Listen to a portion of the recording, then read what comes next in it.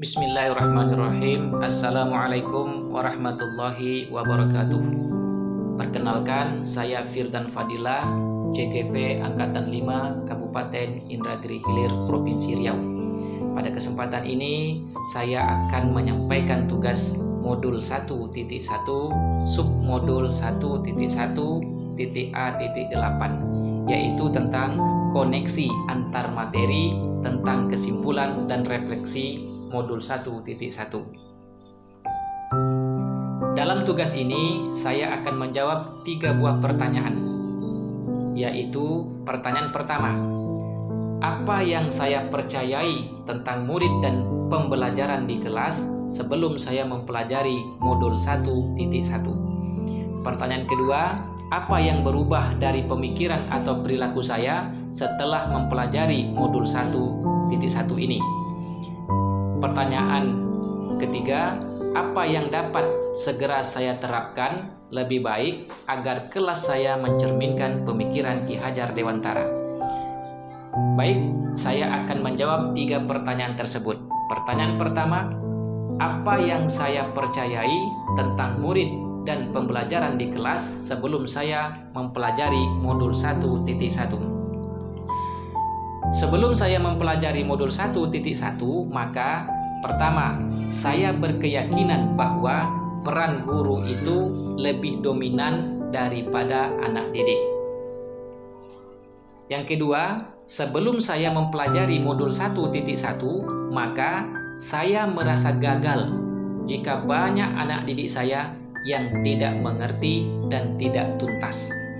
Yang ketiga, sebelum saya mempelajari modul 1.1, maka saya berpikiran bahwa mendidik dan mengajar itu adalah satu makna yang sama.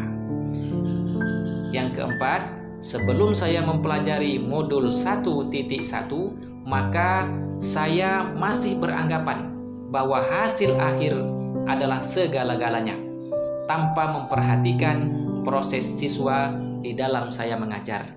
Lalu kemudian muncullah pemikiran bahwa anak yang nilainya bagus, anak yang nilainya tinggi dikatakan pintar. Lalu kemudian meremehkan kemampuan anak didik yang nilainya rendah. Baik, lanjut kita ke pertanyaan kedua. Apa yang berubah dari pemikiran atau perilaku saya setelah mempelajari modul ini? Setelah mempelajari modul 1.1 ini, yaitu tentang pemikiran Ki Hajar Dewantara ini, maka pemahaman saya, wawasan saya, ilmu pengetahuan saya semakin bertambah, terutama terkait dengan pendidikan. Untuk itu, untuk menjawab pertanyaan kedua ini, saya akan jelaskan 4 poin penting tentang pemikiran Ki Hajar Dewantara yang berkaitan dengan pendidikan. Yang pertama, menuntun. Nah, setelah saya mempelajari modul 1.1 tersebut, maka saya sangat menyadari bahwa sebagai pendidik kita tidak bisa memaksakan kehendak kita untuk diikuti oleh anak didik kita. Tugas kita sebagai guru adalah menuntun anak kita, anak didik kita sesuai dengan bakat, sesuai dengan minat dan kemampuannya. Oleh sebab itu, saya berusaha dan terus berusaha untuk menciptakan suasana belajar yang menyenangkan agar yang dicita-citakan dan yang diimpikan oleh anak didik saya bisa terwujud. Yang kedua, yaitu kodrat alam dan kodrat zaman. Setelah saya mempelajari modul 1.1 tersebut, saya semakin paham dan semakin sadar bahwa sesungguhnya pendidikan itu hendaknya memperhatikan kodrat alam dan kodrat zaman. Kenapa? Karena setiap anak didik itu unik. Mereka memiliki karakteristik sendiri, memiliki bakat dan kemampuan yang berbeda-beda. Nah, oleh karena itu, karena sudah memahami tentang ini, maka saya berusaha dan terus berusaha untuk melaksanakan pendidikan atau memberikan pendidikan itu sesuai dengan lingkungan tempat tinggal anak didik saya dan disesuaikan pula dengan perkembangan zaman. Yang ketiga, yaitu menghamba pada murid. Setelah saya mempelajari modul 1.1 tersebut, maka bertambahlah wawasan dan pemahaman saya bahwa pendidikan itu adalah menghamba pada murid. Menghamba kepada murid atau kepada anak didik di sini maksudnya adalah memberikan pelayanan yang optimal bagi tumbuh kembangnya anak didik dengan mempertimbangkan segala hal yang mendukung dalam memfasilitasi dan memotivasi proses anak didik dalam pembangunan, dalam membangun pengetahuan, keterampilan, dan sikapnya. Intinya adalah bahwa pembelajaran itu harus berpusat pada murid sesuai dengan kebutuhannya. Yang keempat, budi pekerti.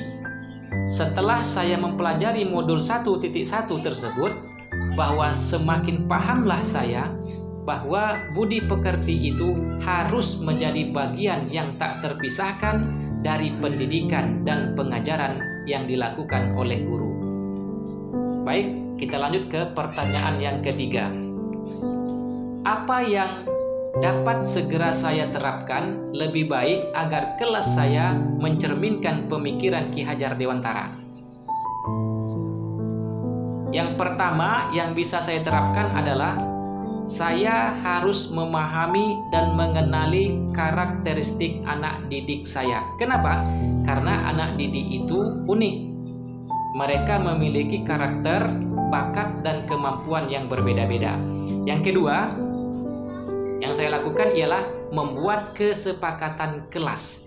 Di sini saya akan memberikan kemerdekaan kepada anak didik saya untuk menentukan apa yang kira-kira kita lakukan dan laksanakan selama proses pembelajaran.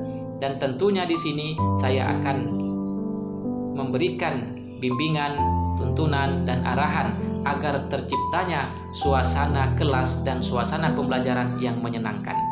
Lalu yang ketiga adalah melakukan pembiasaan pendidikan karakter secara berkelanjutan. Yang keempat, merancang pembelajaran yang berpusat kepada anak didik dan menyenangkan. Yang kelima, ing ngarso sung tolodo, ing madyo mangun karso, dan tut wuri handayani. Inilah yang akan saya terapkan di dalam proses pembelajaran yang saya lakukan. Ing ngarso sung tolodo maksudnya adalah berada di depan. Saya jelaskan dalam pantun berikut ini. Ambil papan, potonglah papan. Papan dipotong setinggi badan. Jika kita berada di depan, kita harus menjadi teladan. Ing madyo mangun karso maksudnya adalah berada di tengah. Saya jelaskan dalam pantun berikut ini. Jangan lambat, jangan lengah. Jika lengah, lambatlah terisi. Jika kita berada di tengah, kita harus memberi semangat dan motivasi. Berikutnya, tutwuri handayani, yaitu berada di belakang. Saya jelaskan dalam pantun berikut ini. Dari tukang ke tukang, tukang bekerja pakai borongan. Jika kita berada di belakang, kita harus memberikan arahan dan dorongan.